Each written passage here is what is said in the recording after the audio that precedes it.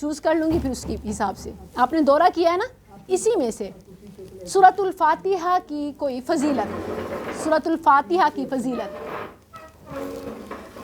دائیں طرف سے ابتدا کرتی ہوں. آپ فاتحہ کا یہ دعا بھی ہے اور اس میں اللہ کی بزرگی کا بھی ذکر ہے اور اس میں ام شفا بھی ہے صراط المستقیم کہ ہمیں صحیح راستے پر چلا اور ان لوگوں کے راستے پر جن پر تمہیں انعام کیا اور ان لوگوں کے راستے پر نہیں جن پر تم نے غضب کیا. یہ ہمارے لیے دعا بھی ہے اور اللہ کی بزرگی کا بھی ذکر ہے. بے شک. اور آسمان سے نا ایک دفعہ دروازہ کھلا تھا اور جبرائیل نے کہا تھا یہ وہ دروازہ ہے جو آج سے پہلے کسی بھی نبی کی امت کے لیے نہیں کھلا, آج کھلا ہے. وہ تھی سورۃ بقرہ کی آخری رکوع آخری 2 آیات, سورۃ فاتحہ. یہ کہا تھا آپ بہت خوش نصیب ہیں, ایک ایسے اعزاز آپ کو ملا تک کسی نبی کو یہ نہیں ملا. یہ الحمدللہ کی یہ بھی فضیلت ہے سورہ فاتحہ کی کہ اس کے بغیر نماز نہیں. ماشاء اللہ. اور بھی ایون اگر ہم اس کی اس کی فضیلت پہ اگر ہم بات کریں تو مجلس ناکافی ہو جائے.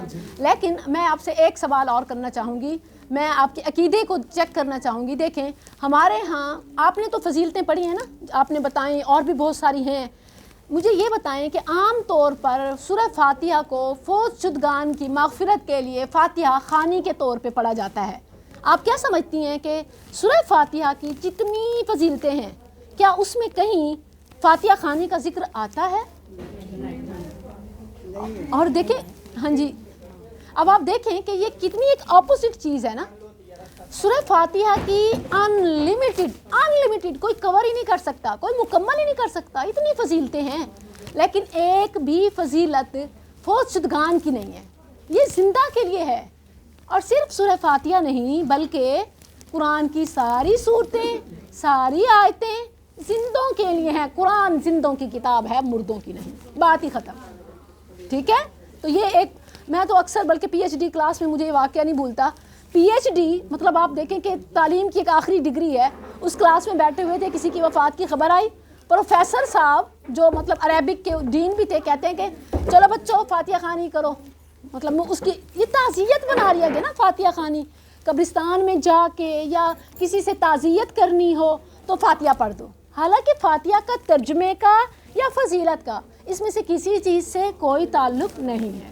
الحمدللہ یہ وہ چیز ہے کہ جو آپ کو کون سمجھائے گا, جو قرآن کا اور حدیث کا صحیح علم رکھنے والا ہے.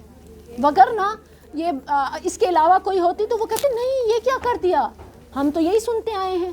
ٹھیک ہے, اچھا. مطلب ایک بات کہ جیسے سورہ یاسین میں آتا ہے کہ آپ زندوں کو یہ پڑھ کے سنائیں, انک لا تسمع الموتى. یہ مطلب سورہ فاتحہ میں بھی آتا ہے نا